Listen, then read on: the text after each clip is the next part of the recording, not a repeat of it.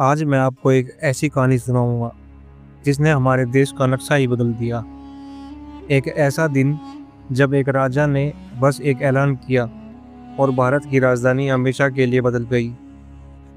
हम बात कर रहे हैं साल 1911 की, दिल्ली दरबार की और उस बड़े फैसले की जिसने दिल्ली को भारत की राजधानी बनाया।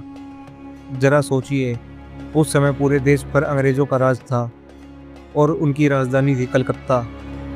कलकत्ता एक शानदार, अमीर और बड़ा शहर था, लेकिन यह भारत के एक कोने में था। अंग्रेजों को लगा कि यहाँ से पूरे देश को संभालना मुश्किल हो रहा है। इसके अलावा कलकत्ता में लोग अंग्रेजों के खिलाफ ज़्यादा विरोध करने लगे थे। इसीलिए अंग्रेजों को एक नई, शांत और बीच में मौजूद जगह चाहिए थी। इसी समय इंग्लैंड में नए राजा किंग जॉर्ज पंचम बने थे। उन्होंने सोचा कि क्यों न भारत जाकर एक भव्य समारोह किया जाए ताकि दुनिया को ब्रिटिश राज की ताकत दिखाई जा सके। इसी मौके के लिए दिल्ली दरबार को चुना गया। तारीख थी 12 दिसंबर 1911। दिल्ली के पास एक बहुत बड़ा मैदान था। वहाँ एक छोटे शहर जैसा इंतज़ाम कर दिया गया। हजारों लोग, सैनिक, बड़े बड़े अधिकारी और पूरे भारत के राजा महाराजा अपनी पूरी शान शौकत के साथ वहां पहुंचे। यह दिखाने की कोशिश की जा रही थी कि ब्रिटिश राज कितना ताकतवर है। जब किंग जॉर्ज पंचम और क्वीन मैरी आए तो सबने खड़े होकर उनका स्वागत किया।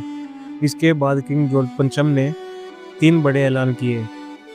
पहला ऐलान, बंगाल का बंटवारा जो 1905 में हुआ था अब खत्म किया जा रहा है। और फिर आया दूसरा, सबसे बड़ा ऐलान, अब से भारत की राजधानी कलकत्ता नहीं बल्कि दिल्ली होगी। यह सुनते ही सब हैरान रह गए। राजधानी रातों रात बदल गई। इसके बाद नई दिल्ली को बनाने का काम शुरू हुआ। मशहूर आर्किटेक्ट एडविन लुटियंस और हार्बर्ट बेकर को दिल्ली को एक शानदार राजधानी बनाने की जिम्मेदारी मिली। 20 साल के लंबे काम के बाद 1931 में नई दिल्ली को आधिकारिक रूप से भारत की राजधानी घोषित कर दिया गया।